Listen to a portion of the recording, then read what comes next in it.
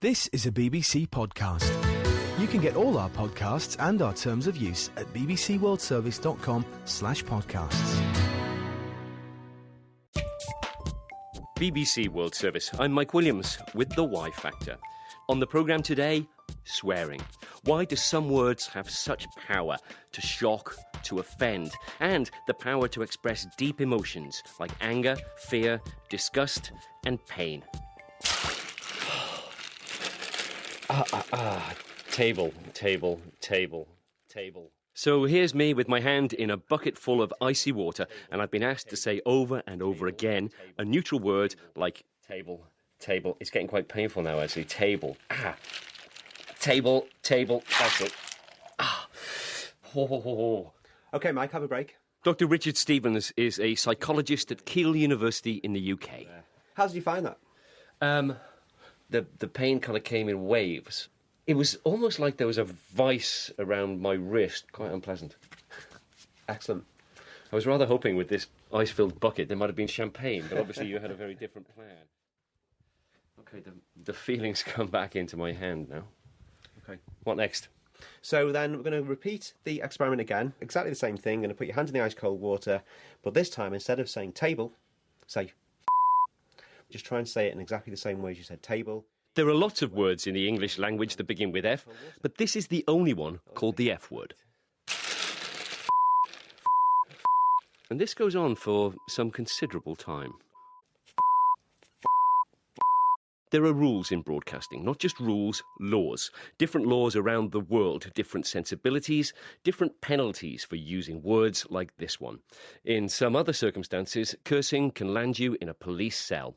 Anyway, here I am with my hand in the freezing water, saying it's getting quite painful. That's it. How do you describe the pain? Didn't come on quite so quick. Interesting. It seemed to build slowly that time. OK. The kind of point of the study is it's a pain tolerance experiment, and we're trying to see whether swearing helps people generally, you in this particular instance, tolerate pain better. And it did. It doubled the length of time that I could withstand the cold. It doesn't work for everybody, but the typical finding is that when you swear, people keep their hand in the ice water for longer. I could understand if I was shouting it in a rage, why it would maybe help, but I wasn't. How does it work? Well, what it seems to be is, the other thing that we didn't measure today is we normally measure heart rate as well, and heart rate goes up whenever someone puts their hand in the ice-cold water, but it goes up more when they swear. So what we think happens is, because swearing is emotional language, at least that's one of the key theories, and because as you grow up you learn when people swear, serious stuff's happening. You know when you hear swearing, or even when you say it yourself, it's kind of a call to action. So you're actually setting off the body's normal stress response, called the fight or flight response. And the fight or flight response, as well as adrenaline and increased heart rate and all those kinds of things, it has a pain tolerance aspect called stress-induced analgesia. So the F word's a painkiller? Basically, yes. Richard, thank you. Well, hang on, Mike. We've got a few more things up our sleeve for you today. OK, we finished the ice-cold water, though, you'd be pleased. Good. There were more trials to come for my poor, suffering hand, repeating the same words while squeezing a contraption to measure the strength of my grip. It's new research from Richard Stevens' lab, not yet published, and the data actually show that swearing can make you stronger. But it's just a word, so why do it and its cousins hold such power? Why do we say them? When do we say them? I swear when I play golf. You know, the worse I find myself putting, the worse the swearing gets. So I might start out saying, damn, hell, Christ, mother, me. Tim Jay is a psychologist at the Massachusetts College of Liberal Arts, and in more than 3 decades of research, he's collected a massive audio archive of at least 10,000 people swearing in public. There's 2 forms of swearing. There's one that's impulsive and reflexive, where you hit yourself with a hammer and you don't really think about it. But beyond that, when I'm telling a story or a joke or using swear words in a more creative manner, that's a choice. But why do we swear? Swearing allows us to vent our emotions and also express those emotions to other people. So this would come up with mainly frustration and anger, but also, fear and surprise and humor. So a lot of us use swear words to tell jokes, to tell stories, to bond with other people. But why are those words conveying emotion so powerful and so offensive to many people? It is a marker of how surprised or fearful or angry or frustrated you are. So if you pick a very offensive word, it usually indicates a more intense or deeper emotion. And there aren't other words that really convey or vent our emotions as well as taboo words. Why is that? In a way, we don't really know. I think we've evolved with a kind of signaling danger, but we're the only animal that can do this symbolically. So rather than having to bite or scratch someone, we can use a word that conveys an emotion. My name is Melissa Moore, and I am the author of a book called Holy Sh**, A Brief History of Swearing. I'm not allowed to tell you the full title of the book, but it combines two elements, the religious and the excremental. They, along with sex, provide fertile territory for taboos to grow. Melissa started her survey in ancient Rome. We today tend to divide people up into heterosexual and homosexual and possibly bisexual. Those are our main categories. But in Rome, they divided people into active and passive. So the swear words around that are all for the receiving, being on the receiving end. That was what was stigmatized. The kind of worst thing that you could say to a Roman man was that he practiced cunnilingus, because this was regarded as being passive with respect to a woman, which was just incredibly shameful. It was bad enough to be passive with respect to a man, but to a woman, that was shame you could not put up with. Of course, many of the most offensive words today, well, they weren't offensive in the past. What drives a change is cultural taboo, what various cultures find important, whether that's scary or whether it's sexually charged or religiously charged. Swear words depend on taboos. And so in Rome, they were these sexual and excremental taboos. Then when you get to the Bible, the words that are important are words that affect God. And God, lays down all kinds of rules in the Old Testament about how you should swear by his name, why you shouldn't use his name in vain. And then that's what gets picked up in the Middle Ages in England. The very worst words that you could use in the Middle Ages in England were religious oaths, like by God's bones, God's precious heart, Christ's blood. So what happened then to all these words to do with sex and defecation in the Middle Ages? Most of those words exist in the Middle Ages. They just were not obscene. The S word is an old Anglo-Saxon word, dating back to the 9th century. The C word is a little bit newer, but that first comes up in the early Middle Ages. So these words were around, but they were not obscene. They were simply the direct words for these parts of the body. And why did they not have the power then that they do now? That has a lot to do with privacy in the Middle Ages, or rather a lack of privacy in the Middle Ages.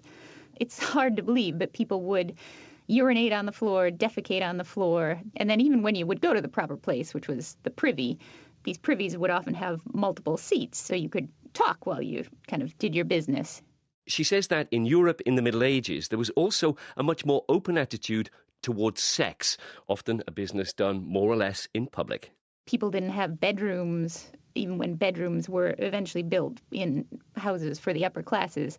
They were shared. People slept with their siblings, with servants, and they slept naked generally. So there was a lot more opportunity to see and do things in front of other people. And I guess that if you see this every day, the word for it loses its power. Yep, it's just mundane. If it's not taboo to do it, it's hard to have it be taboo to say it. Go, go. Go, go. Many people feel these words are somehow corrupting, not fit for the nursery.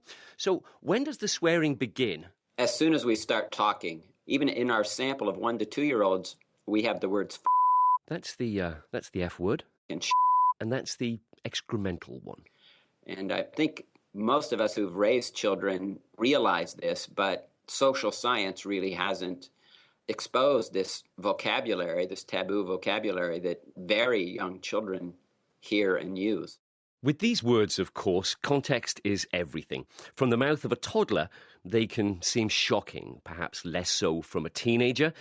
And it's hard to imagine an army drill sergeant making it through the day without using them loudly and liberally. Context can change how offensive these words are, and it can also affect the very meaning. A bitch is a female dog. A cock is a bird, the male of the species. You can prick a boil, but it might not be wise to reverse that sentence. There are several words that have that taboo and non-taboo meaning, but nobody was born with these meanings in mind. These are all conventions. The semantics tend to revolve around religion, sex, body parts, body products, disgusting items, references to animals, references to ancestors. So those topics in life which are taboo tend to have language around them that's taboo.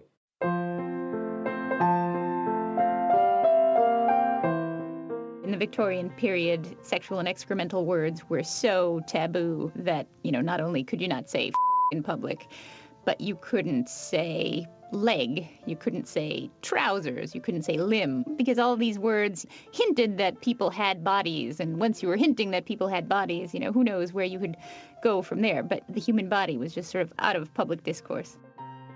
If you wanted to say the leg of a chicken or something like that, the politically correct term was lower extremity. Oh dear, it's a complicated topic, isn't it? It's a bit of a minefield, and it's difficult to know how to navigate it. Yeah, it's hard to imagine, because we tend to think that the words that are so powerful for us now are the words that sort of have always been powerful, and it's just not true. We may not be using the same swear words as previous generations, but I wonder if we're swearing more than they did. That's a question that's almost impossible to answer, but I would say we are exposed to more swearing. We consume more media with swear words in them in the form of internet, movies, television, music lyrics, these types of media that didn't contain swearing 50, 60 years ago, and now we have, ready access to it. So I think we experience more of it, but whether the average person swears more in public, I don't think we can scientifically say yes or no. Steve Hughes is a stand-up comedian. We met in a bar in London. Oh, well, I just swear a lot, I guess. Sometimes it works, sometimes it's too much. Sometimes I look back and go, well, I didn't need that there. Sometimes a good swear word, it makes the joke funnier. Other times I just swear. I'm just from western suburbs, Australia, from the 70s, and we just swore, and I still do swear, In fact, I have a joke going, I don't swear to be offensive, I just swear a lot because I'm Australian, and it just keeps coming out. What's the power of the word? Well, sometimes it enforces a punchline, it gives it that extra weight that you want, doesn't it? It gives it a bit of power, gives it a bit of authority sometimes. Sometimes it undermines a joke if you put it in at the wrong spot. I agree with that, you know what I mean? I've watched back jokes and go, well, you didn't need that there. Could you take your show on TV, say? On mainstream TV, the way it is now? Probably not. I think the idea that the general public are upset is an idea propagated far more than it actually is real. Because I do comedy to all these people all the time, and they're all sitting there laughing. They're old people and young people, and no one's getting up and freaking out. I even tell them, if you don't like it, leave. You can leave, and I'm not upset. Do you think we live in an offence culture, a culture where we too easily take offence? Yeah, well, I don't know if we too easily take offence, but we're told that we now have rights to prosecute someone if we find that our emotional world space has somehow been victimised in our idea. I mean, didn't we get taught that as children too? To sticks and stones may break my bones, but names will never hurt me. Wasn't that the simple... Well, that was the ideology that they gave us when we were young, so that we would get some kind of internalised character and not be upset, emotionally destroyed when someone put us down. And also, what if someone put you down for a good reason? What say you learn from your offence? What if actually sometimes you confront the truth because you've been offended by what someone's actually said and you suddenly realise, oh, God, they were right. But then it's also, if you create a society that's not offended at anything, how do you have a moral viewpoint or a compass, really? So next minute you go, well, then nothing offends us. Well, you just become desensitised to everything. Yeah? So that's why it's so difficult to put laws and rules around it, as far as I'm concerned. Like with language in general, the more you repeat something, the more you become desensitized to it. So if you said the word butter 50 times, it would become meaningless after a while. Butter, butter, butter, butter, butter, butter, butter, butter. And swear words are like that. If you constantly use them, then they lose some of their emotive force. Professor Jay's work is rigorous and academically well regarded, but even he has struggled with the sensitive nature of these powerful words. That's something I've lived with for 40 years. It's taboo to talk about what I do in terms of research, but it's something almost everybody knows and everybody does.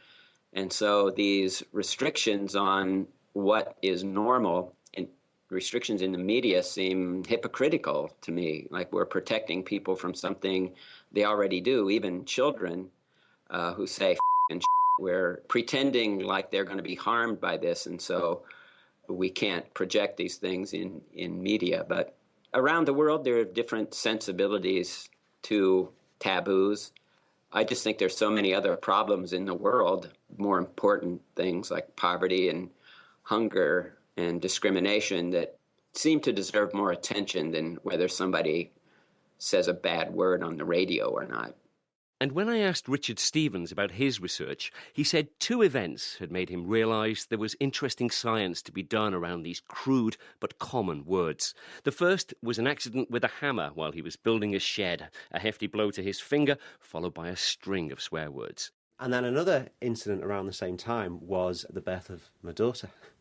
It was quite a long labour, and towards the end, as the contractions really came on, my wife was in a lot of pain, and she let fly with a fairly impressive array of expletives. And as they subsided, she was a little embarrassed, apologetic even. And the interesting thing here is the midwives and doctors around the bed said, don't apologise, this is a completely normal part of giving birth. We hear this language on the ward all the time.